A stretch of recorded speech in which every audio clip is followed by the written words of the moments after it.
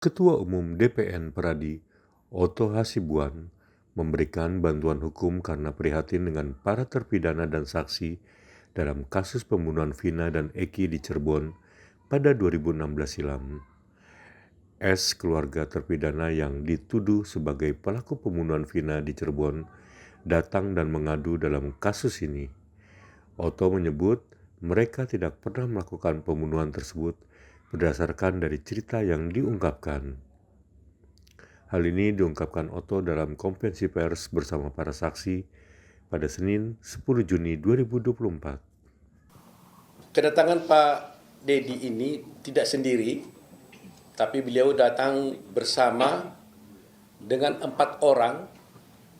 Nanti kita jelaskan 4 orang ini adalah 4 orang saksi yang pernah diperiksa di Polda Jawa Barat dan juga pernah menjadi saksi dalam perkara Vina pada 2016 yang lalu.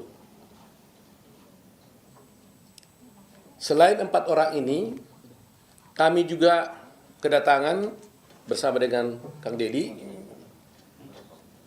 5 keluarga korban, keluarga daripada yang terpidana yang dituduh melakukan perbuatan pembunuhan sebagai pelaku pembunuhan Vina. Yaitu diantaranya orang tua daripada siapa? Eko, Jaya, Supriyanto, terus Eka Sandi, terus sama Hadi Saputra. Jadi ini keluarganya ini datang. Bersama Kang Dedi mereka datang di sini mengadukan bahwa menurut keterangan daripada orang tua yang 5 orang ya berarti ya, 5 orang ini, sesungguhnya mereka ini tidak pernah melakukan perbuatan yang sudah dijatuhkan hukuman kepada mereka. Tetapi mereka dulu terpaksa mengakui dalam berita acaranya karena ada penekanan, penyiksaan terhadap mereka sehingga terpaksa mengaku. Itu cerita yang kami dapatkan dari keluarga orang tua daripada 5 orang tersebut. Di samping itu ada 4 orang di sini saksi. Yang 4 orang ini adalah satu bernama Okta ya. Mana Okta? Okta ya. Kemudian saudara Teguh. Nah, ini Teguh. Kemudian saudara Pramuji. Ya, Pramudia. Ya. Kemudian Ahmad Saifuddin. Nah, 2 diantaranya ini pada waktu 2016 dulu itu adalah pernah menerangkan hal-hal yang sesungguhnya tidak sesuai dengan yang fakta yang sebenarnya. Tapi 2 diantaranya tetap konsisten dengan apa yang sebenarnya, yaitu adalah saudara Okta dan saudara Ahmad Saifuddin. Ini konsisten 2 orang ini. Sedangkan yang Pramudia dan Teguh datang ke kami dan tadi bertemu di atas menceritakan bahwa sesungguhnya apa yang saya ceritakan yang dulu itu tidak benar. Dan bermaksud untuk mencabut semua keterangan mereka dan akan menyatakan yang sebenarnya. Sebelum Kang Dedi akan nanti bercerita, saya jelaskan dulu bahwa dalam rangkaian peristiwa pembunuhan yang dulu dilakukan ini, ada satu alibi yang sebenarnya mereka ajukan. Di mana pada jam yang sama, pada tanggal 27 Agustus 2016, sesungguhnya mereka adalah tidur di rumahnya Pak Lurah, Pak RT, Pak Parsen namanya ya. di rumah anaknya. Di rumah anaknya, ya, di rumah anaknya Pak RT. Pak RT-nya ada di sampingnya, di sampingnya. Nah, jadi coba bayangkan, lebih kurang di antara jam-jam tersebut, jam 9 sampai jam 10, jam 12, itu mereka-mereka ini katanya mulanya dari awal, dari sore, dari maghrib, mereka pergi dulu ke rumah, ke warungnya Ibu Nining. Dari rumahnya Ibu Nining, mereka pergi ke rumahnya bapaknya Hadi. Hadi, rumah Hadi. Dari rumahnya Hadi, lebih kurang jam 9, jam 10, mereka pergi ke rumahnya anaknya Pak RT. Dan tidur sampai pagi. Jadi artinya,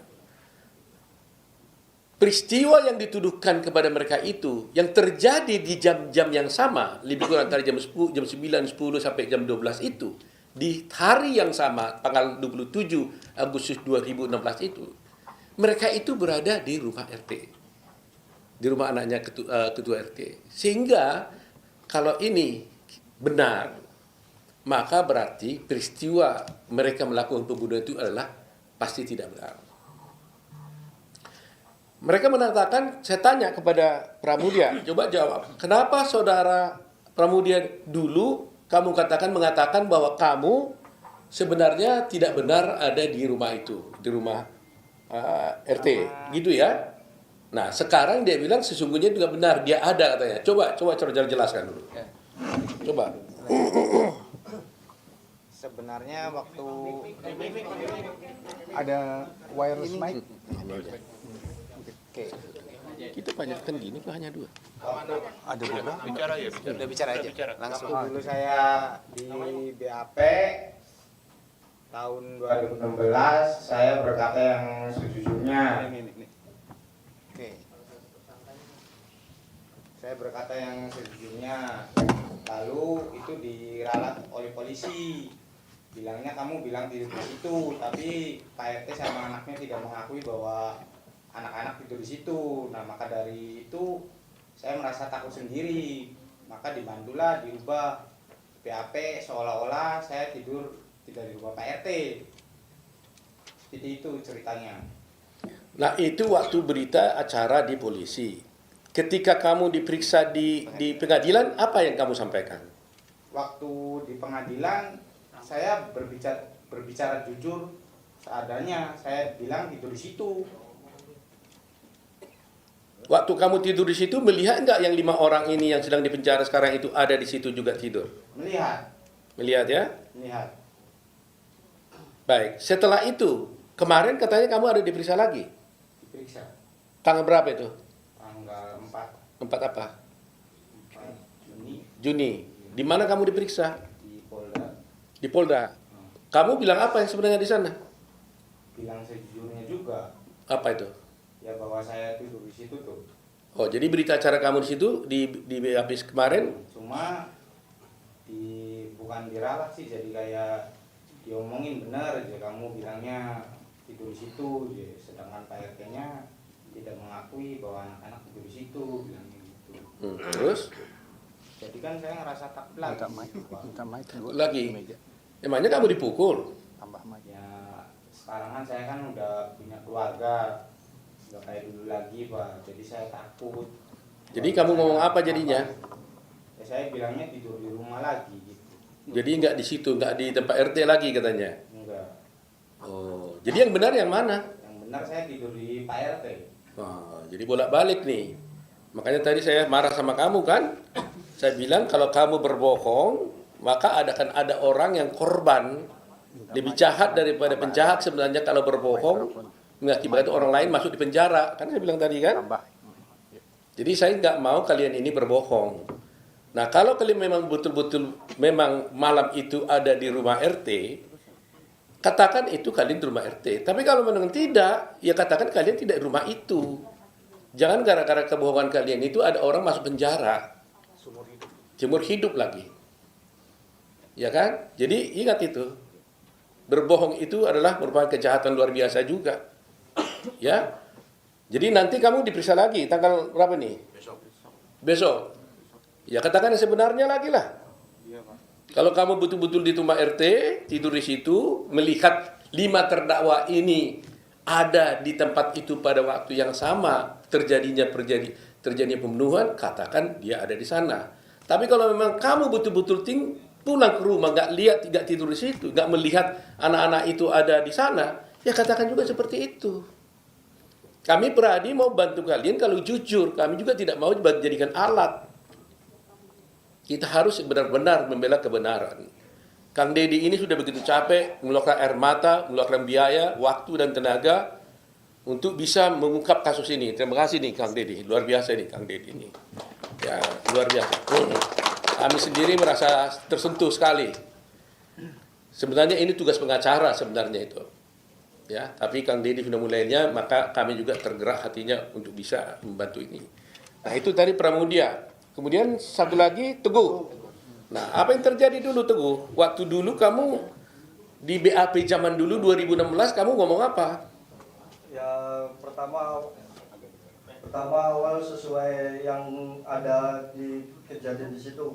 Cuman di Teguh nerangin yang sebenarnya malah nanti kamu akan terlibat gitu. Jadi seolah-olah Teguh tuh tidak tidur di rumah Pak RT, padahal mah tidur di rumah Pak RT. Jadi waktu itu di BAP seperti itu. Nah, waktu di pengadilan tahun 2016 dulu, kamu ngomongnya gimana tentang itu? Kalau saya ingat Teguh yang ngomong kayak gitu, terus ada waktu itu agak dikat gitu. Waktu itu kamu mau ngapa sebenarnya? Mau bilang apa waktu itu? Ya yang sejujurnya Teguh. Yang sejujurnya itu apa? Ya, yang kumpul di rumah Bu Nining, terus di rumah Hardi, terus tidur ke rumah Pak RT. Artinya kamu tidur di rumah Pak RT pada tanggal 27 Agustus. Iya. Jam berapa lebih kurang? Kalau nggak salah sekitar jam 10 tidur di rumah Pak Lebih RT. seperti. Waktu di rumah Pak RT kamu melihat nggak 5 orang terdakwa ini? Ada. Ada di situ. Siapa aja yang ada di situ? Eka, Jaya, Hardi, Supri, Eko. Eko. Iya. Saya mau tanya satu hal paling penting ini ya. Anak Pak RT ada di situ nggak? Ada. Tidur di situ? Iya. Ditangkap nggak waktu itu dia? Kurang tahu tuh. Kurang tahu. Kalau kata temen mah katanya sempat dibawa, Terus dikeluarin lagi. dikulangi lagi. Anak RT ini jadi saksi nggak di pengadilan? Jadi, Nah, jadi Anaknya. anaknya kalau nggak salah mah sama Teguh waktu itu tuh. anaknya juga ada. Iya. Jadi saksi di situ. Ingat? Iya.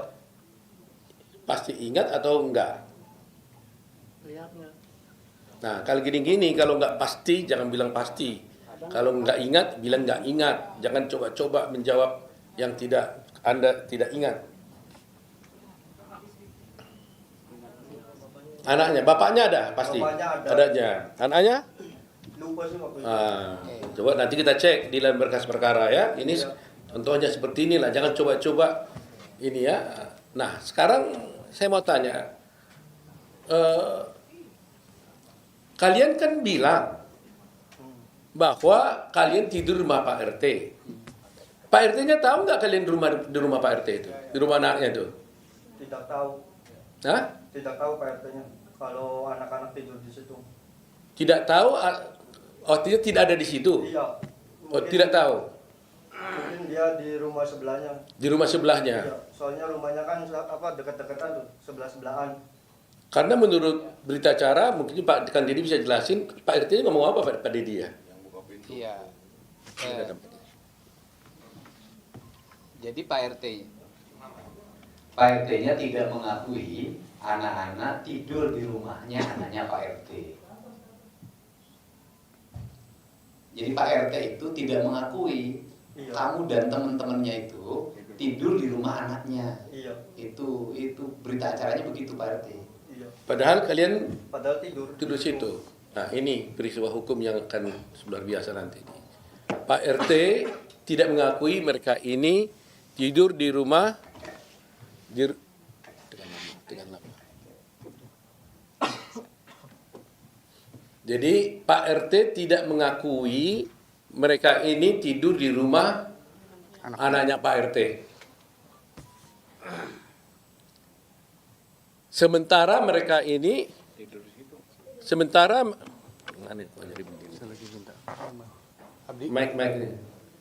sementara mereka ini 4 orang ini mengaku tidur di rumah Pak RT pada jam yang sama.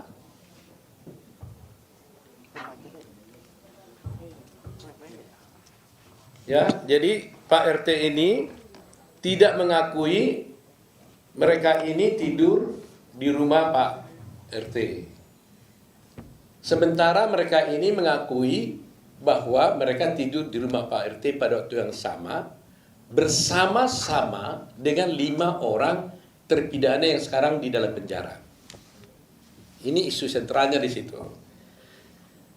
Dan 5 orang terpidana yang ada sekarang ini juga mengatakan mereka tidur di rumah Pak RT. Artinya ada 9 orang yang mengatakan mengaku tidur di rumah Pak RT. Tapi hanya 1 Pak RT mengatakan tidak tidur di rumah Pak RT. Dan anehnya anak Pak RT ikut tidur bersama mereka.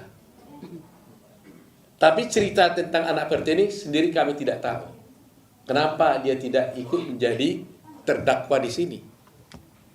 Karena menurut mereka sebelum ke rumah Pak RT, mereka itu sama-sama pergi ke warung Ibu Nining, kemudian kembali ke rumah Hadi bersama-sama dengan anak Pak RT, dan kemudian tidur di rumah Pak RT.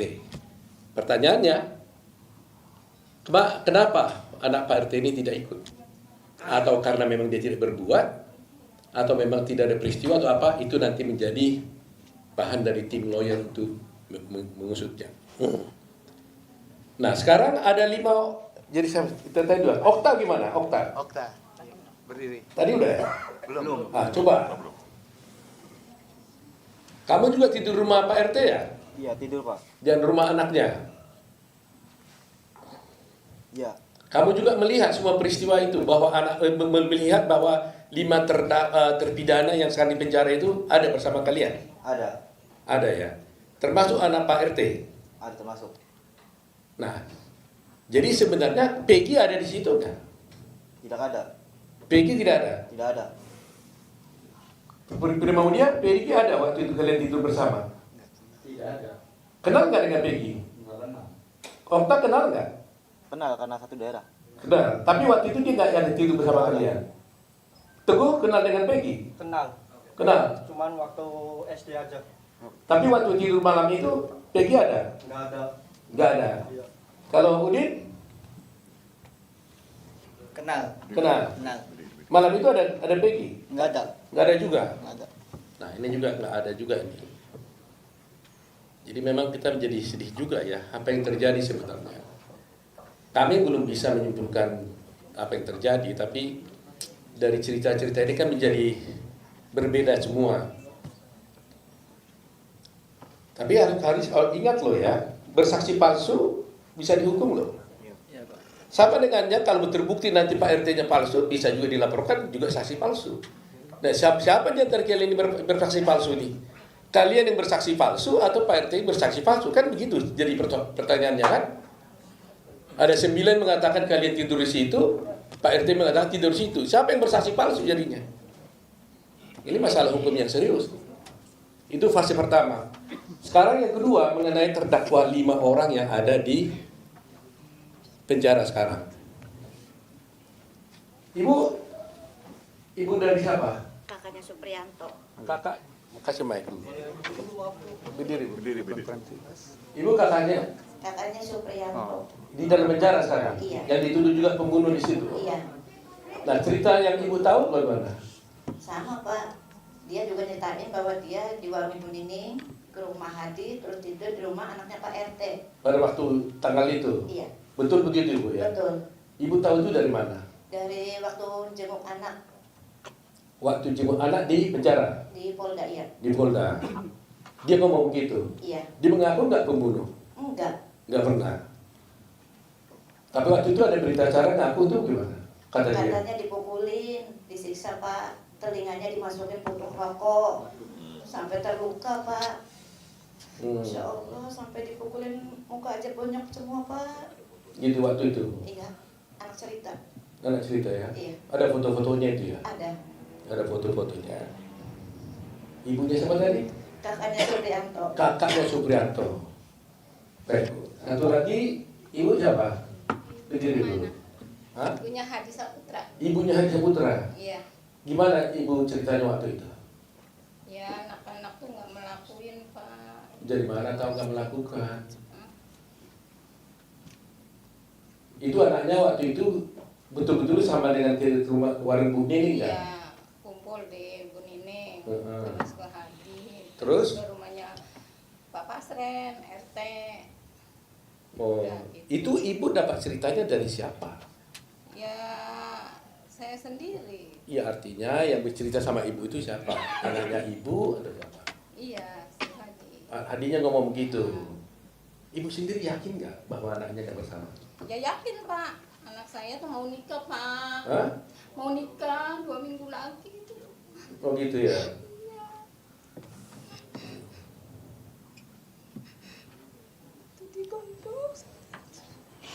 Jadi semua bilang begitu ya, bahwa sesungguhnya mereka ada di tidur rumah Pak RT pada tanggal 7. Baik Bu ya, baik. Jadi sekarang ini ibu siapa? Eka Sandi. Ibunya Eka. Eka. Bagaimana cerita ibu tentang itu? Paginya tuh saya tanya, Kak, kamu dari mana? Tidur di Bapak RT katanya. Udah gitu aja. Tanggal berapa itu katanya? Malam Minggu. Malam Minggu, tanggal 27 Agustus itu, Iya. 2016 ya. Dia cerita juga Kak bahwa mereka bersama-sama Iya. ke rumahnya Ibu Warung Ning. Gitu ya. Ibu juga yakin ya Enggak. bahwa anaknya bersalah ya. Jadi apa yang Ibu rasakan selama ini? Kan dia udah penjara sekian tahun gitu. Apa? Kenapa dia mengaku pada waktu itu? Ya kan dia ngebelain adiknya. Hah? Adiknya nih. Bagaimana ceritanya? Ngebelain adiknya biar keluar. Kan 2 anak saya. Siapa satu lagi? Renaldi. Renaldi. Terus? Dia bisa keluar karena dia nggak ngaku terus. Jadi gimana katanya? Supaya Renaldi tidak ikut keluar, terus? Kakaknya tuh mengakui. Tapi itu tuh apa sih? Mike. Petunjuknya Jaya. Petunjuknya apa sih? Sudirman. Sudirman. Itu petunjuknya Sudirman. Katanya ini bawa ini gitu. Jadi anaknya Ibu Renaldi Sama Eka Sandi. sama Eka nama anaknya. Nah, Eka mengatakan dia mengaku asal adiknya tidak keluar. Yang minta ngomong itu siapa? Ardinya ngomong Bilang sama? sama saya, kan dia kan keluar. Udah dibonyok-bonyok itu juga Pak. Oh, yang monyoin siapa? Ya polisi Pak. Polisi. Oh.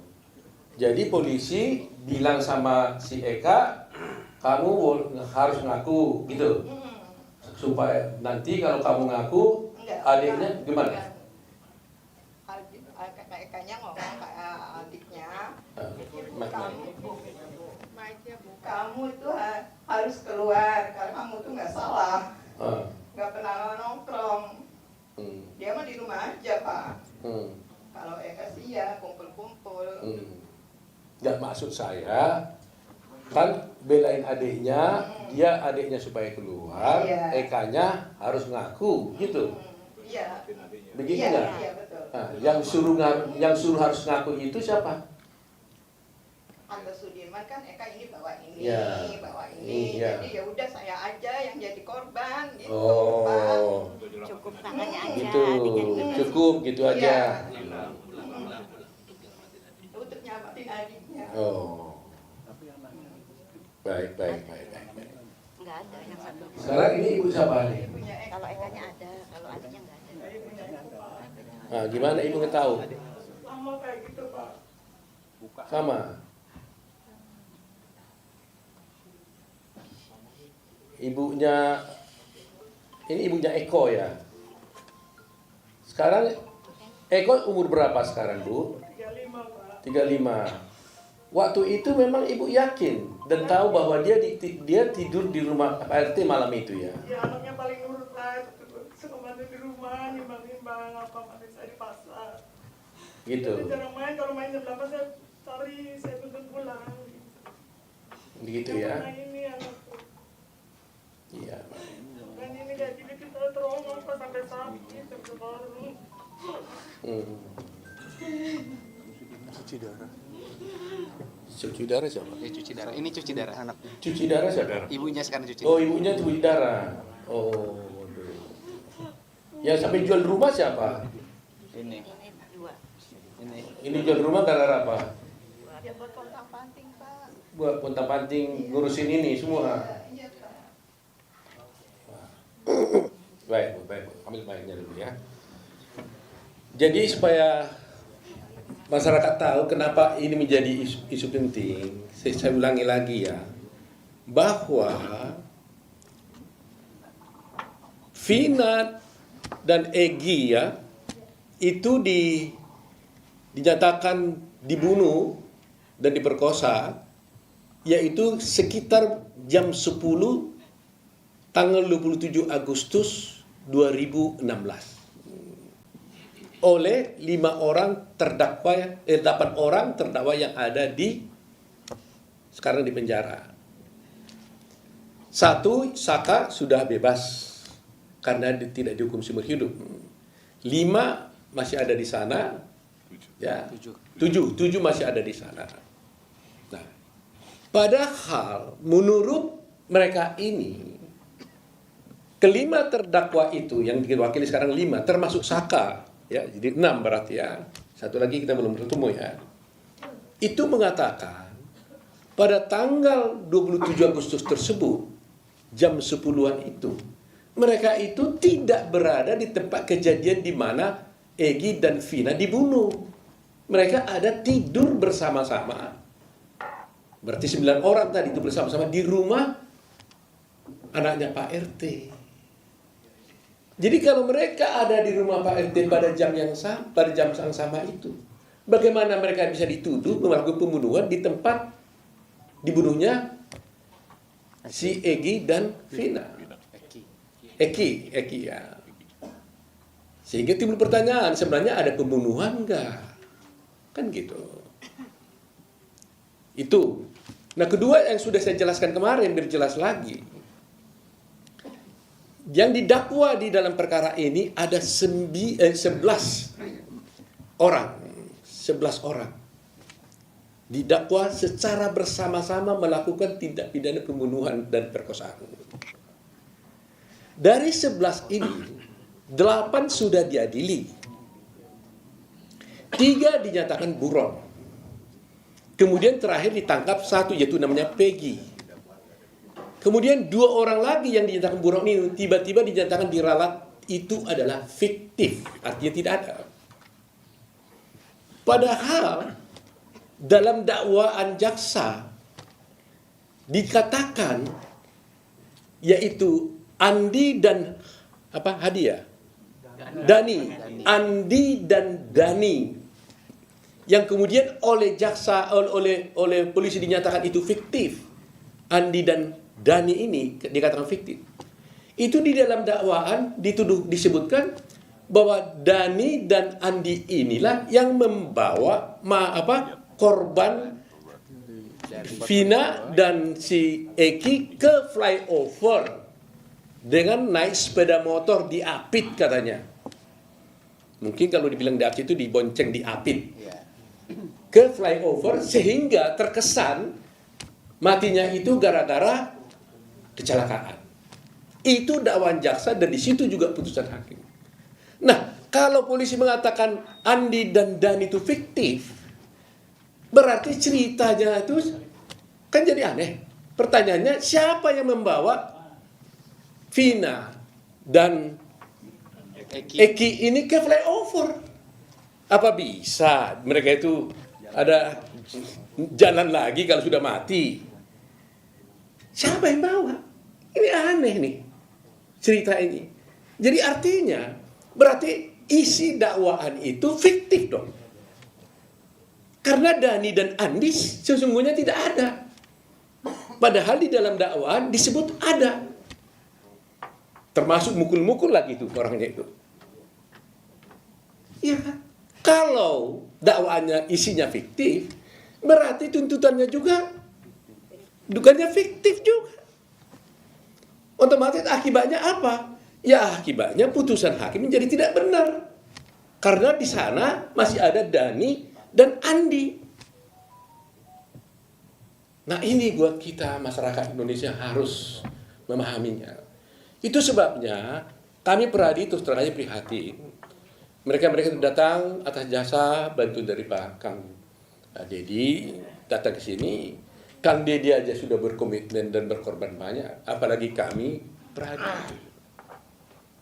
Oleh karena itu kami minta, kami tidak mau mengatakan membela, menyalahkan polisi, tidak begitu cara berpikir kami. Kami menginginkan sudah terlalu banyak kejadian-kejadian seperti ini. Termasuk Jessica Wongso, kasusnya sekalian sudah lihat sampai masuk di Netflix. Saya melihat akhir-akhir ini, pameo di dalam hukum, waktu saya sekolah hukum pertama kali, sampai saya menjadi dosen, mengajar, sampai guru besar, itu kita diajarkan pameo, baik kepada semua sarjana hukum, termasuk yang kemudian menjadi hakim, jaksa, dan polisi. Lebih bagus membebaskan 1000 orang yang bersalah ketimbang menghukum 1 orang yang tidak bersalah. Itu pameo yang kita anut. Karena betapa sakitnya orang tidak bersalah harus dinyatakan bersalah. Itu pelanggaran hak asasi luar biasa. Coba pada semua penegak hukum yang ada, kalau itu terjadi kepada anak kita, kepada saudara kita, putri kita, bagaimana perasaan Anda? Saya tidak menuduh nih, tapi kalau betul-betul terjadi ini adalah salah, error, bukan itu orangnya. Sedih sekali. Inikah penegakan hukum yang harus kita puja-puja itu? Nah situlah tekad kami sekarang nih. Dan kami minta kalau boleh kepada Polri, karena ini masih ada penyidikan berlanjut, supaya penyidik-penyidik yang lama yang dulu menangani perkara ini jangan lagi ikut menangani perkara ini, supaya fair. Dan menurut cerita di dalam mereka ini, yang menangkap ini adalah ayah korban, polisi. Sebenarnya dia tidak boleh ikut di sini, konflik of interest nih. Seharusnya yang menangani adalah polisi yang lain, unit yang lain. Ini pun unit narkoba sebenarnya, tapi menangani perkara ini. Jadi sebenarnya gak tepat menurut saya. Seharusnya Polri menugaskan petugas yang lain. Jangan ayah korban, orang anaknya dibunuh, bapaknya yang mengusut. Pasti tidak objektif. Saya tidak menuduh dia bersalah dan sebagainya, tapi pasti secara emosional itu pasti tidak bisa objektif. Tidak tepat. Jadi saya mohon kepada Kapolri untuk selanjutnya, meskipun Peggy bukan klien kami dan tidak datang sini, tapi termasuk untuk mereka ini karena diperiksa sebagai saksi, kalau boleh, mohon yang memeriksa itu jangan lagi ada orang-orang yang dulu menjadi penyidik, supaya tidak terjadi konflik, supaya ada keterbukaan. Termasuk juga orang tua daripada korban sebaiknya tidak ikut dalam melakukan penyidikan ini. Itu permintaan kami. Dan selanjutnya saya minta bantuan dari Kang Dedi untuk bisa memberikan penjelasan kenapa sih Kang Dedi kok begitu sampai mati-matian nih mau datang membawa mereka ke sini, sampai nangis beberapa kali. Saya lihat tadi juga saya di atas berdua nggak ada orang, nangis beliau nih. Saya sih nangis dalam hati saya, tapi beliau sampai andutkan air mata. Kalau saya sudah sering nangis menghadapi seperti ini. Jadi ini saya coba dengar suaranya Kang Dedi.